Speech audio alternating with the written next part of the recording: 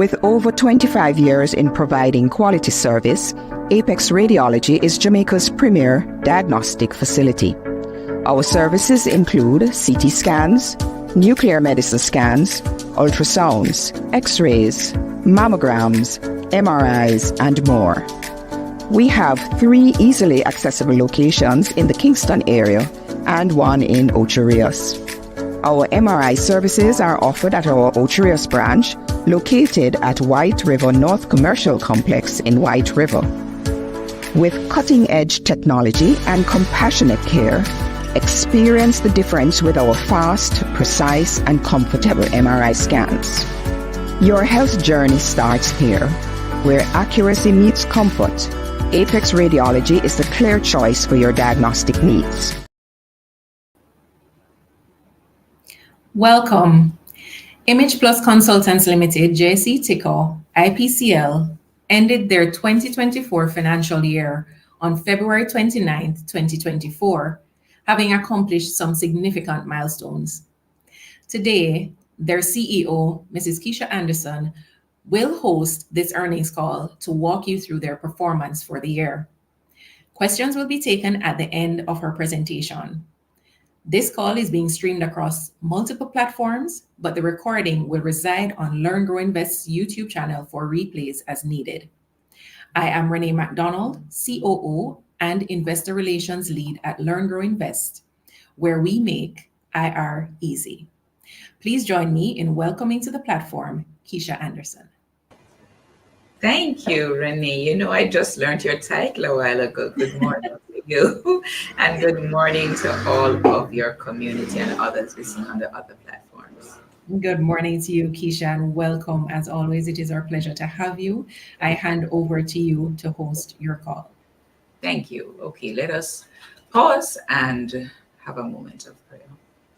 Father God, we give thanks for today. We thank you, dear Lord, as always, for the opportunity to serve. We thank you, dear Lord, for the purpose that you have placed in IPCL as a company, and for all the individuals who join hands and hearts every day to deliver the services of IPCL.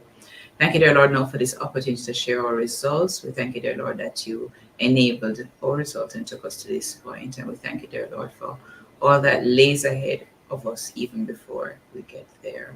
Ask, dear Lord, now that I am clear and that the questions that I asked allow our shareholders and stakeholders to know that IPCL remains their company into the future. In your name I pray. Amen. Amen. Okay, all right, I forgot it's now my turn.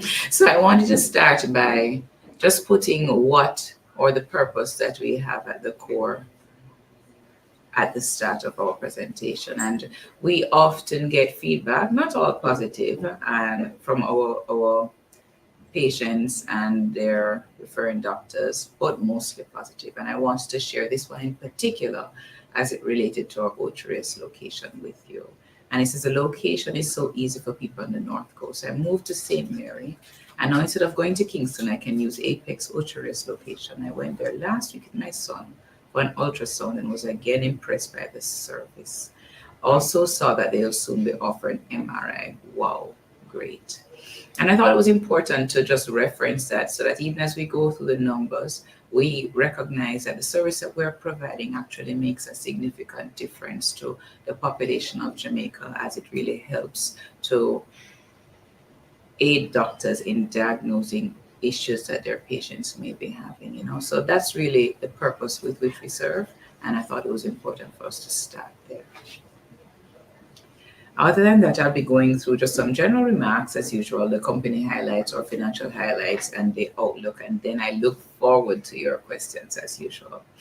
I would start off the CEO remarks by kind of summing up how I saw the financial year 2024, and I think you'll see play out in the numbers. So if we start with our strengths, we would see that we continue to grow in terms of the favor that we find with referring doctors and patients. Because we see our scan numbers again increase for another year. We also, if we look at our strengths, we will see that the quality of our reporting and the positive word of mouth by our client reviews continue, which means that we are keeping up to the commitment that we have to serve with excellence. On the weakness side, I know that we would have had questions from our shareholders in the past about our telephone contact and the contact levels with us. I think we solved that going into the third quarter and coming out of the third quarter of financial year 2024. And I think we also had some more feedback from some of our doctors about the non-emergency reports and some delays in delivering our reports on time, which we are tackling that issue even as we speak. Opportunities are many. We just launched 2 new modalities, MRI and mammography, sorry. And I think if you think about it, the fact that we are able to do that in 1 year, it speaks well to the strength of our brand, the investment that we were able to do because of the support of our shareholders and our bankers, and the fact that we are investing in Jamaica because we see growth for both ourselves and the country in the future. Another opportunity that we have is actually the expansion of our services by using our new location at 33 Lady Musgrave Road. And I know that I have questions about how we'll be funding that, which I look forward to answering. I don't really see many threats on the horizon of great concern. I believe that we are well poised to consolidate, as I would have shared before the market. And I think that the opportunities are many for IPCL as a brand to really grow in Jamaica and the wider Caribbean. So I think that I'm ready to take you into our numbers. So because no company exists on its own, of course, our corporate social responsibility, we would just want to share, it's often said your right hand should know what your left hand is doing, but just to give you a little glimpse into some of the things that we participate in, we would have partnered with Jamaica Cancer Society in a lot of the efforts that they execute through the year. And specifically this year with the launch of our mammogram services, we partnered with them in offering mammograms to ladies across the entire island of Jamaica. And even recently, we would have participated in offering mammograms through some agencies overseas that gifted to Jamaicans, and we were the provider of choice to deliver them. We also continue to do our part by partnering with the Ministry of Health in their extended healthcare delivery services, where they actually provide free of cost to persons who are found not to be able to afford services of diagnostic imaging. And we continue to partner with them. And yes, I'm sure I'm going to get some questions about what that means for our receivables, but we consider it a very important part of delivering healthcare in Jamaica, because unfortunately our hospitals are not able to deliver all the diagnostic imaging services, but through partners like us, patients no longer have to wait delayed and inordinate amounts of time to get their scans done.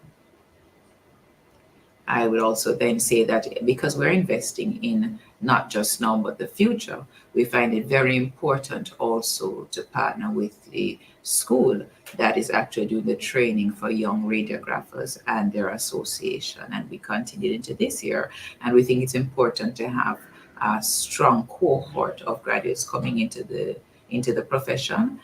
We believe that their training only augurs well for the profession, and so we support them not only by giving sponsorship, but also by having them come into our offices and go through a period of internship and mentorship with our radiographers. And then, of course, we participate in several medical symposiums, both our radiologists and our radiographers, where we can share, and we also have the opportunity to learn and to go through continuous education. And finally, of course, then we would partner a lot with the Jamaica Medical Doctors Association, etc., in delivering different symposiums with them and participating in same. Okay. I did say finally, but just to say that our team also goes out into the community. So the picture you're seeing here is our team participated last year in the St. Mary AgriFest, and you'll see an AgriFest But what they found was actually just being with the community. It was a good way to introduce that we are actually present and offering services, and to find out some of the needs of, and to give basic information. It's interesting, that so many people get these things to do and are afraid of doing some of their scans. And so just interacting with our staff members to realize that you can ask questions, and sometimes it clears up some of the anxiety that may exist. All right, so the team works hard, but we also play hard, and we participated in the financial year 2024 in the Sigma Run. And in so doing, we not only got a chance to participate in a good charitable event, but of course, it augurs well towards our team building efforts, and we had a lot of fun. You see some pictures there of some of our team members, some who are a little shy in under normal circumstances, but running to cross the finishing line to get their bragging rights. So financial year 2024 was one of growth, but also one of fun. Okay, let's get into some of the things that really help us in the business now. And we see here a picture of our beautiful new MRI unit in Ocho Rios, which we are very proud of. And I'm going to give you a little more detail in terms of the timeline and our scan codes, etc., as we go further into the financial highlights of the company. And you may notice that my screen got a little darker. They're doing some work with a little technical difficulty because the light went, but let's not have it detain us. If we look at our performance and our highlights by quarter, in Q2, we did add mammography. In Q3, we completed the purchase of the 33 Lady Musgrave Road property. And in Q4, we added MRI. And in Q4 also, our revenue surpassed our financial year 2023 figure of just over $1 billion, which we're very proud of. You may hear me repeat over and over again these things, but I think we're very proud of the fact that when we were going public, we told our prospective shareholders that these were the things that we were going to do in the first year. And we're very happy and proud that we have done them. Promise made and promised kept. Okay, so let's get into our numbers. So, we always start with our scan count because all our results, our revenue, this is what we do, comes from our scan count. And you will see that our scan count grew year over year by 8%. I will start with the new modalities. MRI, the scan count was relatively low because the MRI scans actually started in the very last week of our financial year. So you see that we stood at 21 scans. I am very encouraged. I would just say, though, that we are well on our way to delivering the scans for this modality that we anticipated in the first couple of months. We actually budgeted that we would do up to maybe 6 scans per day. And I'm happy to report on most days already we're doing between 8 and 10 scans. And so that means that not only are we surpassing what we thought we would have for the modality, but it also means, more importantly, that the demand was there and that our services came just in time. And even though the machine is in our Ocho Rios location, we actually serve the communities around, going as far as Montego Bay, St. James, so the need is clearly there. And what the patients are telling us is that rather than having to wait weeks, and in some cases even months for a scan, they can come. And even more importantly, some of the scans that are not offered widely, such as MRIs of the breast and the prostate, 2 areas where we see instances of cancer occurring more and more, that we are able to do that, and it helps their doctors in the early detection and diagnosis of their conditions. So we're very proud to be making that difference in offering MRI in Ocho Rios. Outside of that, we see for mammograms that we stood at 1,802. We really saw a large influx during the October period when it was breast cancer awareness. It has tapered off somewhat, but we do have plans. Meaning, when I say taper off, it is still in keeping with what we are hoping for, but not as intense per day scans. We do see that our Ocho Rios location is doing a lot more scans than our Kingston location, perhaps because there's less competition in Ocho Rios, but we have plans for financial year 2025 to ensure that we're delivering as we are anticipated for that modality. Outside of that, we will see that we had growth in every other modality with the exception of nuclear medicine. It's a little strange to kind of assess for nuclear medicine, though, because the number of scans doesn't necessarily equate completely to the revenue value from that modality based on how it is done. We do some more routine scans, but we also do treatments with radioiodine, and because of the cost of that, it actually could mean that, or did mean that, we made more revenue, even though the number of scans was 2% less. So we continue to see our scan count grow, a healthy growth of 8% year over year, which means that we are still the provider of choice for many of the patients and their referring physicians. Okay, so what does a scan count lead to? If we get to the next slide, and that is just showing our year over year historical growth. And you see that we, outside of 2021, which was the year that we were impacted by the shutdown, I think in Portmore specifically during COVID, we see that year over year our scan count continues to grow. Okay, so if we could just go to the other slide with the revenue, I'll come back to the balance sheet since I'm going straight off of scan count.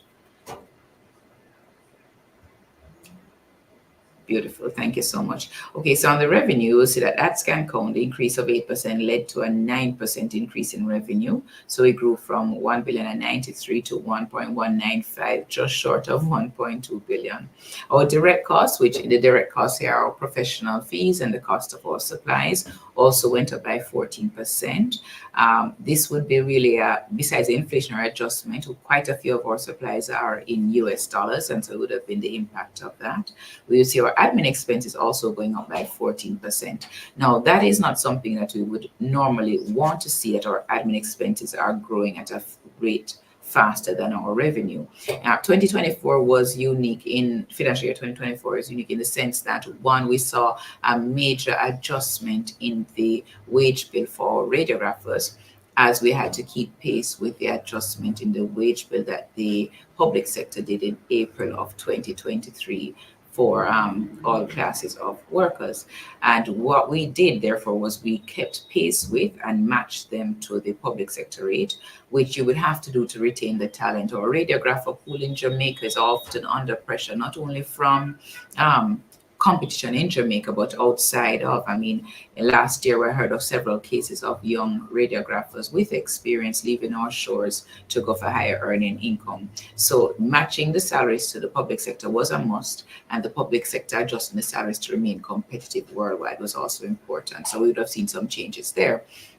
We'd also have seen some increases because as we are rolling out the new modalities, we actually have to put in place the staffing to deliver those new modalities. So we had some growth in our staff, which you put the staff in place, but the modality delivery will start later. So it's a timing issue in terms of when you see the revenue coming to match the investment in that new staff.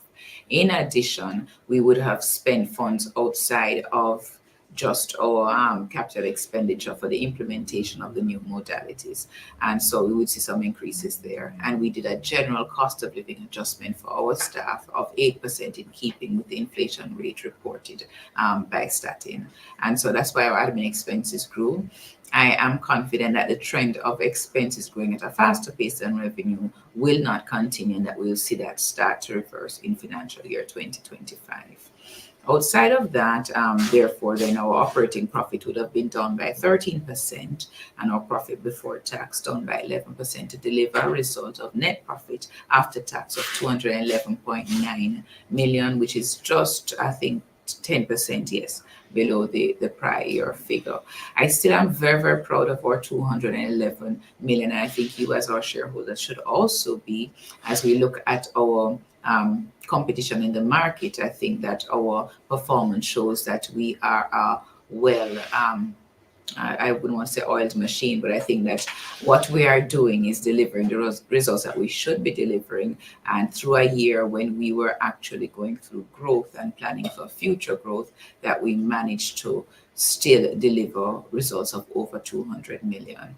And it augurs well for the outlook and how we see the business continuing to perform. It shows that we have bench strength, and we're at a size now that it's really more about becoming more efficient and not so much worrying about whether or not our offering finds favor with the users of our services. So I go back now just to our balance sheet.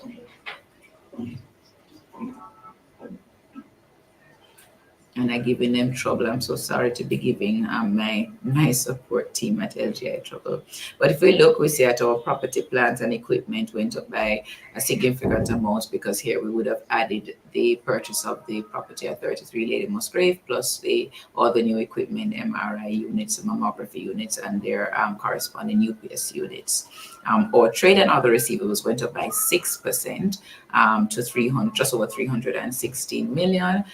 We do see that our receivables grew somewhat year over year by a little bit over 20-something%, which is in keeping with the growth of our revenue and our number of scans. We did see some deterioration in our age receivables over 120 days, which would be detailed in our financial statements. Again, we are not overly concerned about what that means, because one of the larger payers, we do have commitments to pay, and what would have happened is that the usual amounts that we get paid per month were impacted somewhat in the last quarter of our financial year. But I can say that into 2025 they are getting back on track, and so we're not too disturbed. Our financial investment, we would no longer have had it, because the money was there on investment until we invested in the things that we did, such as purchase of the property.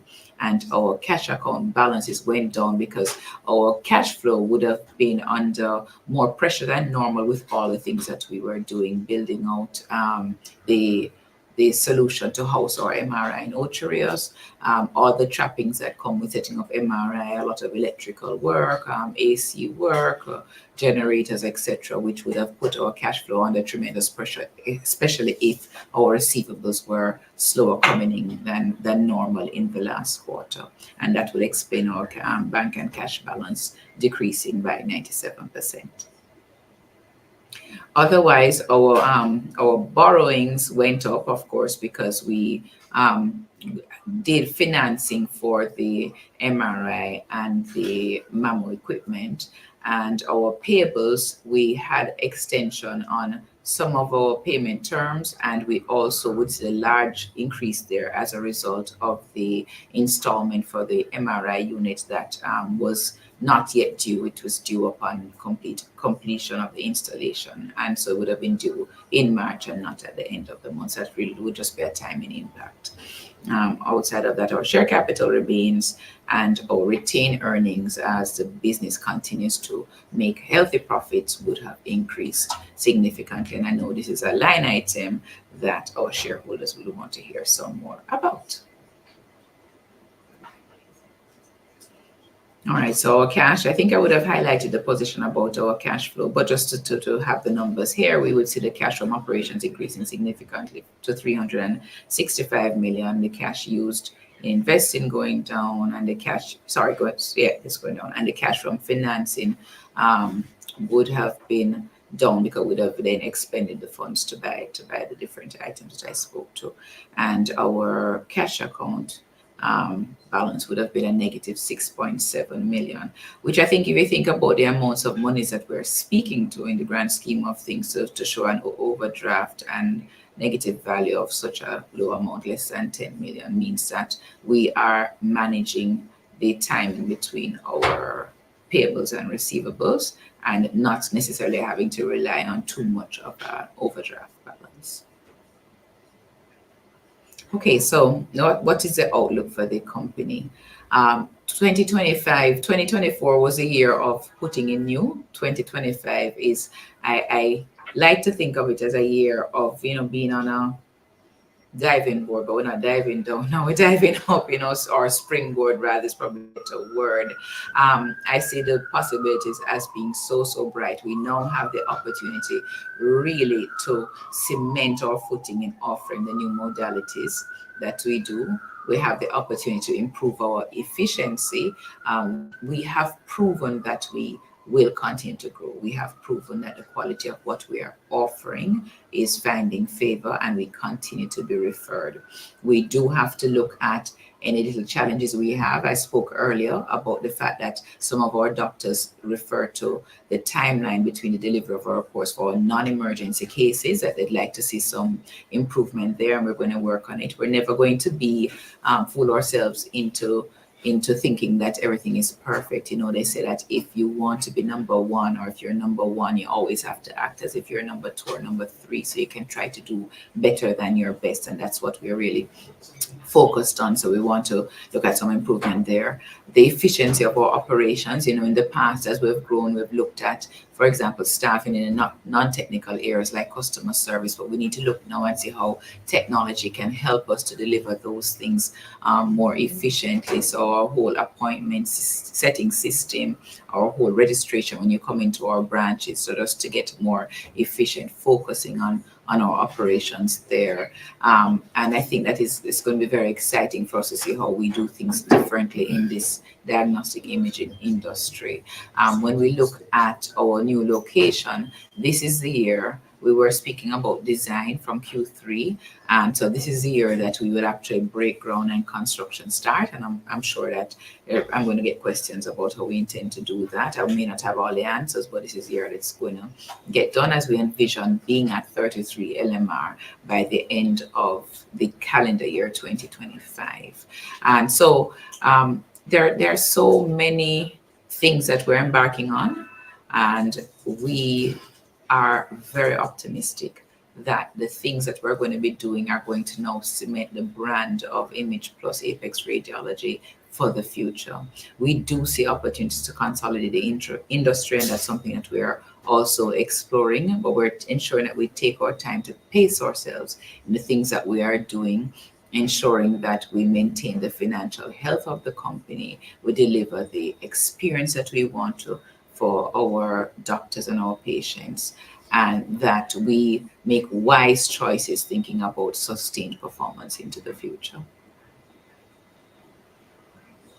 Yes, so I think the only thing I would want to say here that I didn't say was that we're also investing in our people. And so we see several of our radiographers. I would have spoken to the fact that the industry itself, or that profession, is at risk of being poached, not only locally by other competitors, but overseas. And so what we find is that they all want to develop. So with our very own radiographers, we're helping them to specialize in certain modalities. So those who want to do ultrasound and translate to being sonographers, we're supporting that training. And those who actually want to focus on the MRI modality and build their strength there, we're also supporting that training, so that their experience with the company and their engagement will go up, because it's not only about coming to work and delivering the things that they're accustomed to, but how they are also developing and growing along with the company. You know, and I think that's very important, not only for our radiographers, but all our team members. But I can say for this year, the focus will be on them, because that is a talent that we find is under threat. We also have invested in some of our own customer service reps who are actually now gone to the school up at the University of the West Indies to actually pursue certification there, and encouraging any others who want to so do to actually go and do so. As I said, it only augurs well for the industry. Okay, thank you so much for your presentation, Keisha. It was very informative as always, and I know the audience has a number of questions. I can imagine. A number of questions for you to address. So let us get started. The first question is from Omar Simpson, and he's asking if it is true that the MRI machine has been down for some time now. And I think subsequent to that, he asked, if so, do you have a timeline for the repair, right? If it will be rectified soon. Okay. So Apex Radiology actually only has one MRI unit, which is a brand new unit in Ocho Rios, and it's down no time at all. I think that the question may be related to a company that we have a 30% investment in, which is Winchester MRI. So Winchester MRI is here in Kingston, and they have two units. They have a 1.5T and a 3T unit. Their 1.5T unit is up and functioning and working as we speak, but their 3T unit is down, awaiting a part to be purchased. So I think that's what he's speaking of. I'm not quite sure on the timeline on that, but I know that whenever the unit goes down, their team works very quickly to try and have it up. So I think that's what Omar is speaking of. Thank you for that. So Omar, if that is indeed what you were referring to the Winchester MRI machine, you can let us know in the comments. The next question from the audience is, do you have clarity on how you will fund the new location, if that will be debt, equity, or otherwise? Right. Okay. So if we think about it, the best way, I can't say that the board has yet made a decision, but I paused because I was thinking, okay, what's the advice that I would give? And the truth of the matter is that we have to focus on the business that we're in. So if you have capital or access to capital to invest, would you do that now in something as a non-earning asset, such as real estate, or would you stop to say, okay, how do I get that done and make the best use of capital that I may have access to? So I say all that to say that my recommendation would not be that we go the way of debt for that, but that we pursue some kind of joint venture partnership to get it done. But those are things that the board would be contemplating in the first to the beginning of the second quarter of financial year 2025. And that I'm sure something that we would be doing some kind of release around in keeping with our obligations as a junior market listed company. But I wouldn't recommend that is the way to go. Thank you. As you mentioned that, and you mentioned the exchange, we did have a question asking if there is intent to utilize the increased market cap for the junior market. Yeah, I am sure that as a wise board, we would choose to use it. But I remember I spoke earlier about other opportunities such as consolidation in the industry. So if we're using it, I would say that to be best used as something like that. But I am only one voice of our wide and experienced and knowledgeable board. So that's just Keisha's opinion. And we appreciate your opinion and your transparency there. So thank you for that. Our next question asks, how do you achieve the efficiency you spoke of in a way that impacts profits positively? All right. Okay. So a couple of things that we would need to ensure that we're doing. We would need to ensure that we're really looking at, we have been, what's the word I would use? Very conscious in how we pass on increasing costs to our patients, knowing that healthcare is something that many people in Jamaica are challenged around, right? And so what we are getting better at doing, because we had no price increases in our prices over the last 2+ years. And what we're doing better is looking at the inputs to all the delivery of our services and seeing which ones have really been impacted by inflation and determining what we will then do with the pricing for those, without just going out across the board increasing prices, being conscious that people have to be able to afford our services, and we don't want people to reduce using it because of that. But that's one thing. So looking at our input costs and ensuring that the pricing is on point for the ones that need to be adjusted. The second thing that we would do is look at the processes that we are using. There's some very, very basic things that we use a lot of paper, where we could get rid of paper and the cost of just printing and stuff can be adjusted. We look at how we manage our scheduling. Scheduling is an art, is a part of logistics. So we manage our scheduling not only for our patients, but our staff. So we manage our staff costs and any kind of overtime costs. So it's really now that we know we have a product that wins. We want to ensure we keep the level of service. It's taking a more detailed look at every process to ensure that we're delivering it as efficiently as we can. Absolutely. So you mentioned the input costs and assessing those and how best you can adjust the prices accordingly. Yes. You did mention that in the Q3 earnings call as well. And you would have given the example of like contrast dyes that are used for specific procedures. And the dye itself might be more costly. And so those specific ones, those specific procedures may increase in cost. And there was a rough timeline of that being implemented in the 2025 financial year. So So we did some adjustments that would have taken effect in April for some of those studies that use contrast. But that's one, but we'll have to go through all of the others to ensure that we are applying the same kind of thing. And the increase, it may not be as significant increase, but in Jamaica we say every mickle make a muckle. So it's just taking the time to deliberately do that and ensuring that our pricing is on point based on all the input costs. So a lot of the studies that use contrast were adjusted effective in April of 2024. Great, thank you. Another question from the audience. Can you explain why the admin expenses grew by 60 million? I believe you did this during your presentation. Right. So I'll just recap by saying it was really one, the adjustment in salaries for our radiographer group in particular to keep current with what the public sector wage adjustment was, which public sector wage adjustment was necessary for this group in keeping with the fact that we need to retain the talent in Jamaica because of a lot of migration that was occurring. We had all the expenses associated with implementing the new modalities outside of the capital expenses, so that would have been included then. And then we would have had an increase in staff costs, both from addition of new staff as well as an 8% cost of living adjustment. And that would pretty much explain the 60 million. Thank you. Will IPCL, this is from O'Neill Johnson, will you be seeking further expansion outside of the corporate area?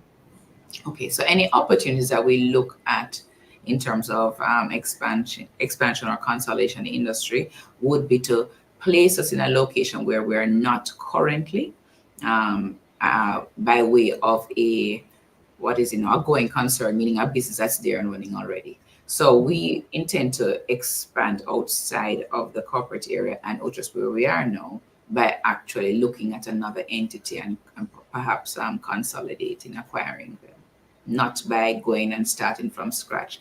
If we do so, it would be the best way to grow, because if you think about it, as a going concern already with revenues, we would have the opportunity to save costs because we would need to replicate some functions that we have already, marketing, HR, accounting, that kind of thing. So we'll be adding mostly revenue to the bottom line. So that's how we would look at expanding outside of our current locations, not starting from scratch on our own.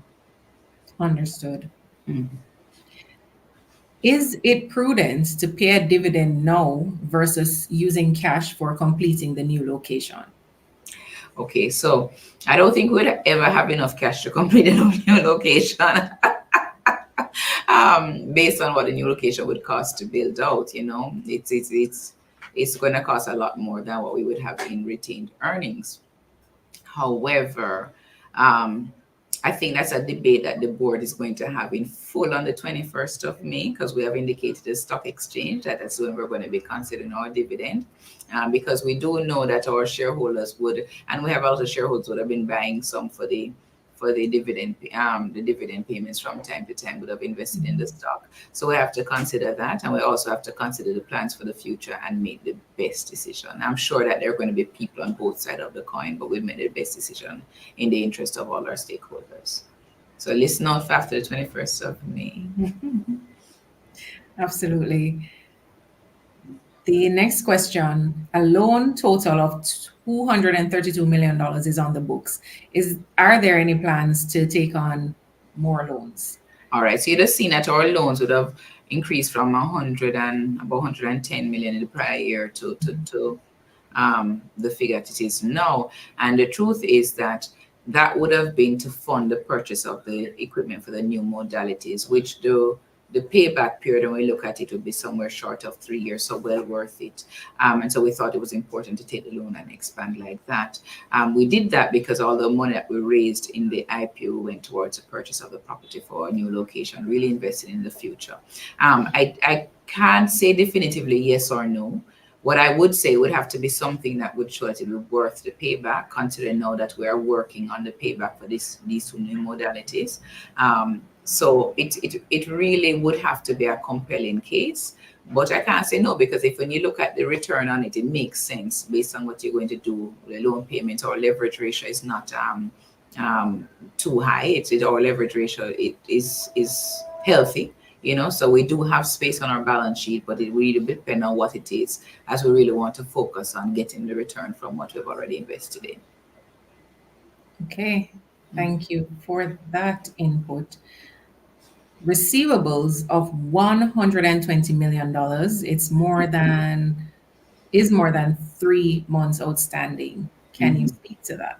Yes, so I think I spoke to that briefly earlier as well. That's from one of our significant payers, which normally they pay a set amount every month, and they had some challenges in what corresponded with our last quarter of the year, and so payments were later than usual. If you look at the first two buckets, the 0 to 30, 30 to 60, are pretty much where they always are, but there was a deterioration in the 60 to 90 and over 120. And that's really related to that one large payer. Since the start of the year, the new financial year 2025, they have started to pay down some of those, and they should be returning to their normal levels of payment in May. But we do have written commitments for all of them, and I am not worried that we won't get it. We just want to ensure that we get it so that our cash flow is not impacted. Absolutely. Ricardo is asking, how do you project performance for subsequent quarters for this year? Ricardo can answer by saying we'll perform well. Our revenues will continue to grow. The impact of the new modalities, I think we should see well by the end of the second quarter, not yet so much in the first quarter. I anticipate that it will be healthy, in good stead. We're going to ensure that we deliver on the promise that we made when we invested as a shareholder, and that we continue to perform and not only make decisions for short-term performance, but sustainable performance in medium to long term as well. Next question, how do you plan to improve your cash position? By collecting what we're owed. Simple, is really just collecting what we're owed. So cash flow management is really about timing. You project based on what you should be paid. Some things are pretty standard, as if you offer payment using receive payments using insurance cards, and you're going to get your cash from that in 2 to 4 weeks, just based on when they settle. Your credit customers, you try to settle within 60 days with them.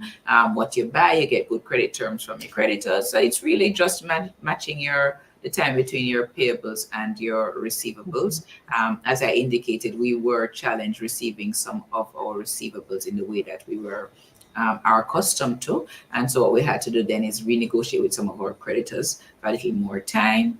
And so far that has worked. I believe that the hardest part of it would have gone in the end of our last quarter, and that we're on the way to improving that and returning to where we were before. And these things happen. I think that is how you see the strength of a business, because life comes with challenges, and the strength of a business when you're able to manage through those challenges and still deliver a strong and credible performance as we have done. So it's not earth-shattering to me, and it's about it really shows the expertise of the team and the experience of the team and able to carry through a period such as that. So we're going to collect what we're owed. Absolutely, and congratulations to you and the team for continuing to press ahead and to manage well what you have been given. Our next question is, what are your thoughts on how the stock traded throughout the year? Oh my.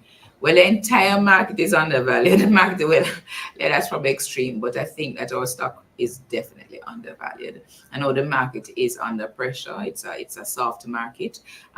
As interest rates go up, then there is a tendency for persons to sell their stocks and look for short-term cash investment opportunities.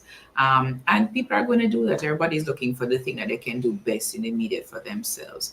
I think it's a good time to buy. Of course, I'm not giving investment advice, but for me, when you say a market like this, is a good time to buy as you look at investments for your medium to long term. So you want to look on stocks that are stable. You look at the industry that they're in, if you understand it, if there's demand for their services, because those demands just don't go away.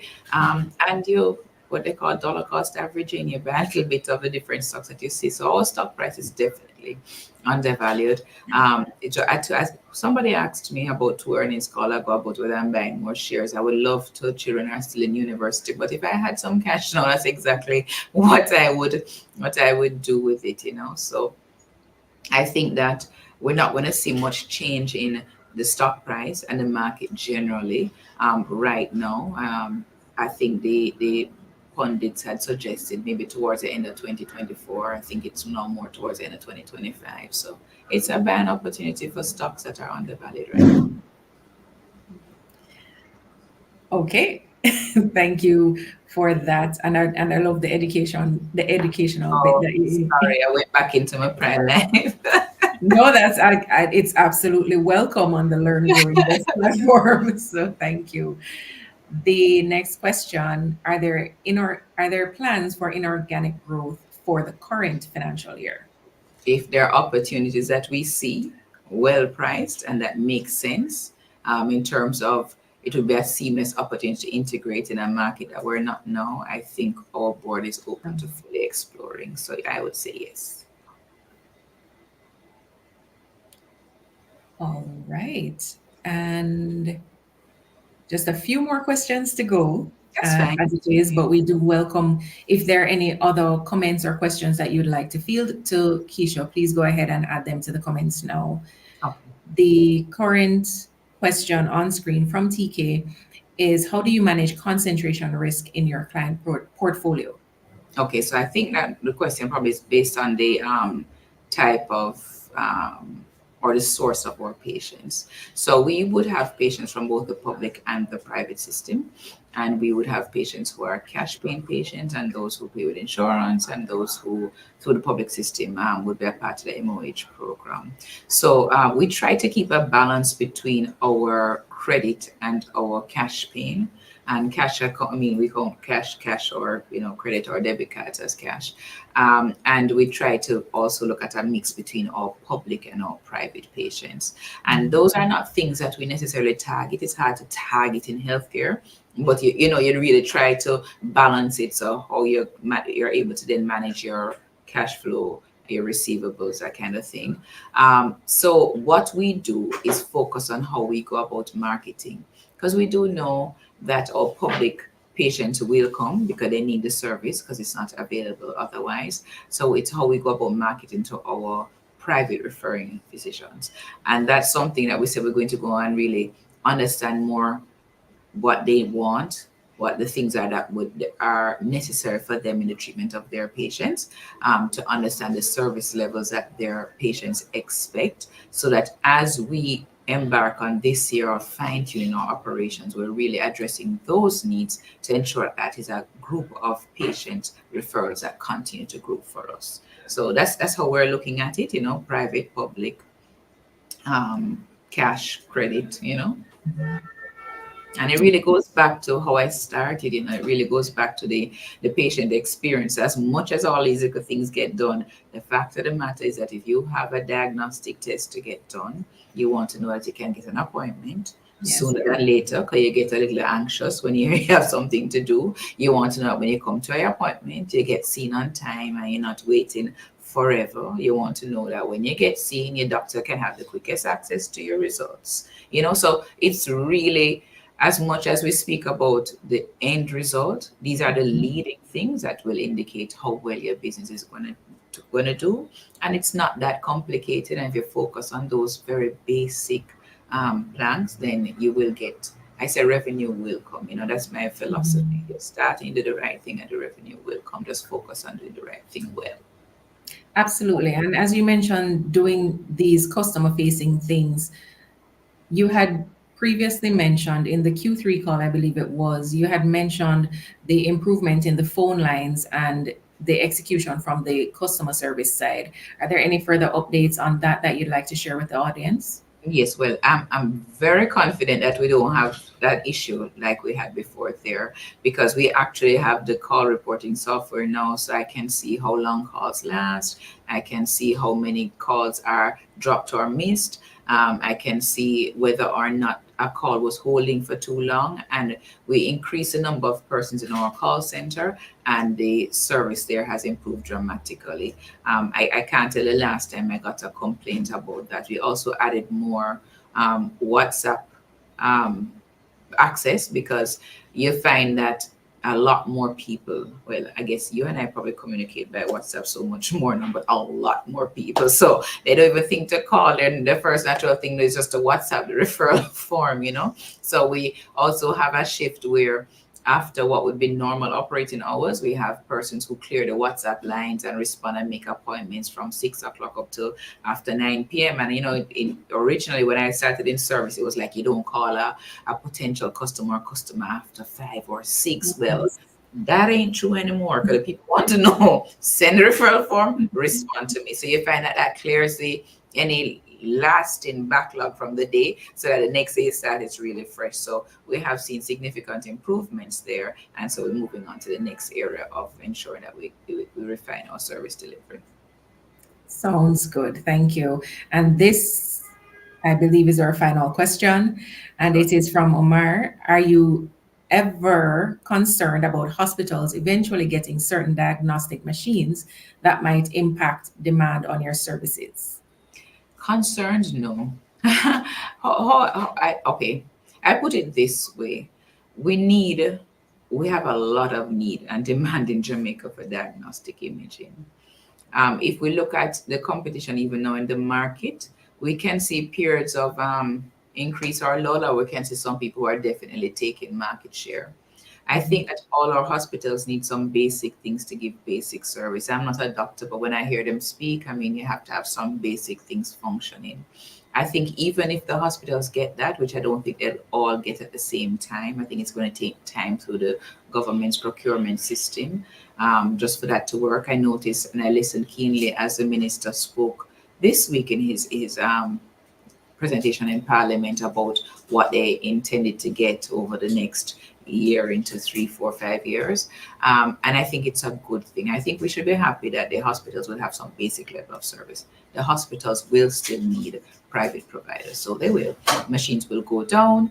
Demand is already so high. And the other thing we must note too is that when people care about their loved ones getting service, if the appointment time in the public system is too long, we find that people send funds through remittances and other ways to help their loved ones get service. So you're not going to see a situation where all the public system are going to be able to meet the demand, and you certainly won't see that situation in 1 year. So I'm not concerned. I think there's going to be space for both. And I think it's a good thing for us as Jamaica if, you know, our hospitals have a certain base level of service to give everybody. Absolutely. Thank you. So I think now this is the last question. This one came in just now from Daniel. Is IPCL a shareholder in any of its overseas suppliers? No, we are not. We're not currently, but we want to explore. I shouldn't say currently as if we plan to be necessarily, but what we want to do is explore how we can, where there are no, what would you call it?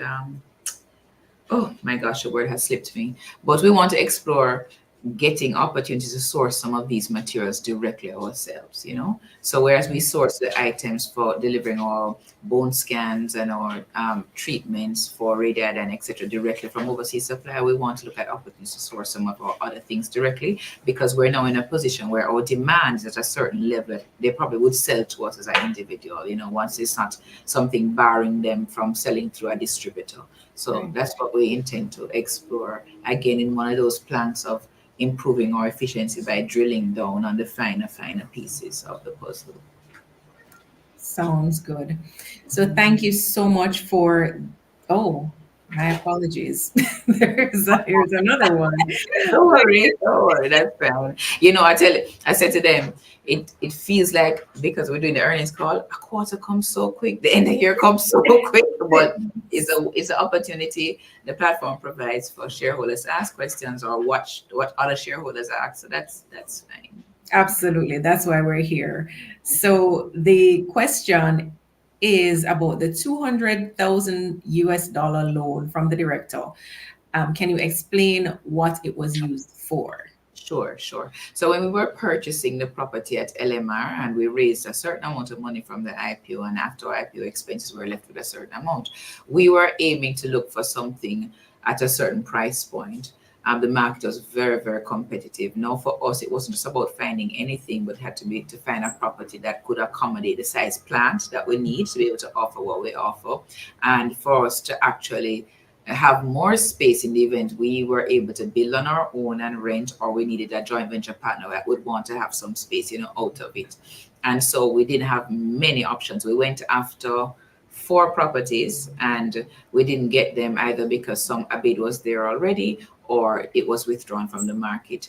And so when we found the one that we eventually acquired, we required $200,000 more to be able to win the purchase of that property. And at that point, we would not have any more cash. It would have been short term, and I could need to make a quick decision. And that's when our shareholders stepped in based on the belief in the business and actually lent us. And it is an amount that in the first quarter we are already working towards paying back. We've actually paid back half at this point, and maybe by the time the quarter ends, into a loan, Okay, great. Thank you so much.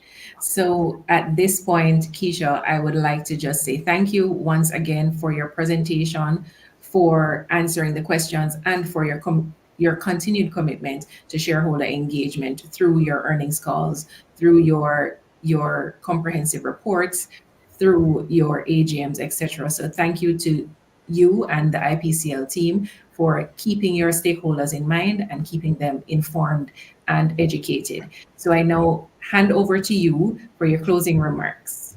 Okay. Thank you. And thank you again for the opportunity of the platform to speak. I think that financial year 2024 would have demonstrated to our shareholders that you've invested in a company that can manage the challenges and opportunities that present to it. We saw the risk of the industry in 2024 because even though we delivered revenue growing 9% year over year, we did know that we had some challenges with our CT machine at our 129 Pro location. I'm happy to report that all of our machines are up and functioning. We started the end of the year that way, and that we're really committed to ensure that we have 100% machine uptime. We have really spent the time to review all of our servicing schedules to ensure that that is so, because we don't want that risk to repeat in financial year 2025. I think you have invested in a company that continues to demonstrate that what we say is what we do. We indicated the things that we would do, and we did them in 2024. We put in the new modalities. We actually purchased a property so that you know that you have a new home to come, that you can continue to earn, in the stability of our own space.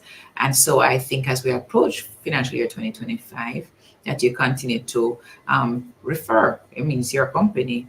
Tell people about us. Ask your doctor when you go about coming to us if you need to do a diagnostic imaging test. If you see opportunities to invest in our stock, I still think it's a good stock for you to invest in, and hold us accountable now to actually have those modalities and things that we invested in 2024 work for us and work for you.